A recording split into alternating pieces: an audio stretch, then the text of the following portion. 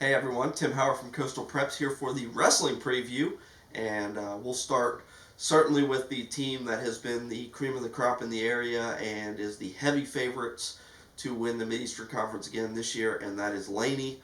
Last year, the Buccaneers had four wrestlers in the finals of the state championship and ended up with three claiming titles. Of course, two of them have now graduated and are wrestling in college, in Mark Samuel and Devin Bell. But Alex Hopper is back to try to defend his state title and help the Buccaneers win a third straight state title.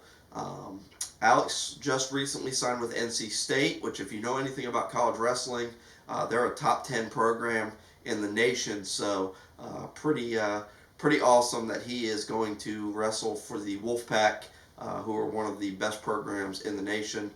Um, I expect Alex to have a really good season. Obviously he'll have a big target on his back due to the fact that he is the reigning state champion. But I know that he's been putting in a lot of hard work this summer and during the off season, and as if he couldn't, he was already really strong. He's gotten even stronger during the off season. So he's going to be in that 170, 182 weight class area. So strength obviously a big part of wrestling in those upper weights, and so he's going to have a big season this year. The other wrestler that made the finals but was unfortunately unable to come up with a state title was Avery Bonacore. He's gonna look for redemption this year.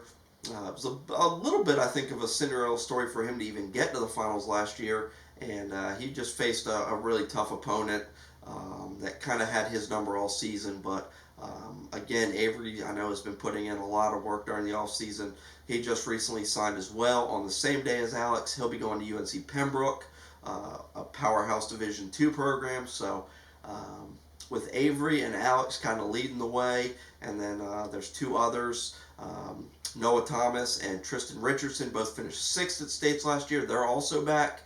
So the Buccaneers have a lot of star power in that lineup, and then certainly have the most depth of anybody in the area. So, I expect them to kind of roll through the conference this year, and we'll see how deep of a run they can make in the dual team playoffs. I don't know that they can get as far as they have gone in the past few years, but I think they'll be a really good tournament team. So I think they have a potential to certainly have four or five or more place winners at the state tournament. If you get a couple champions, you're looking at a team that could potentially win another state championship. I know they've got an impact transfer in Mason Blue, who transferred from out of state into that program, so he'll also give them some added depth as well.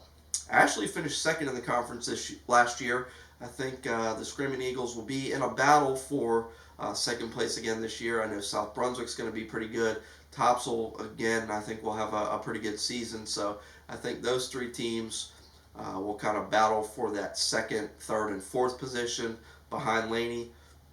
At Ashley, they're going to be led by Ethan Files and Blake Taylor, two kids that have started and have been in that program for several years. So we'll see if the Screaming Eagles can build upon that second place finish from last year, or if South Brunswick or Topsail's able to overtake them. Topsail, pretty top heavy with two really good individual wrestlers in Ethan Blevins and Ian Fritz, who both finished fourth at states last year. I expect both of them to have huge seasons, and wouldn't be surprised at all if either or both of them wrestle for a state championship this year. They can push each other because they're right there around the same weight class, so they can push each other in the practice room. And I know they've been doing a bunch of stuff in the off season, so I expect them to have a really big season. Topsail's problem last year was they just didn't quite have enough depth, had some holes in their lineup. So if they've gotten that figured out, they're a team that could certainly give Ashley and South Brunswick a run for their money. Over at South Brunswick, Garrett Frazier, who's the standout football player, wrestled last year. Was kind of his first year, really doing it, and ended up finishing fifth in the state. So he had a great postseason run. We'll see if he's able to repeat that success. The Cougars have a lot of returning wrestlers. Lily Prendergast is, won the girls state championship last year, and what Coach Prendergast is doing over there with the girls program, that they will be starting as a sanctioned sport next year. But he's already got a ton of girls out there, basically a full team. I think more than 10 female wrestlers out there, so they're off to a great start. And I know he'll be taking them to some tournaments and stuff this year to get them ready as girls wrestling becomes a sanctioned sport, like I said, for the 2023-2024 season. So it'll be next year, next winter.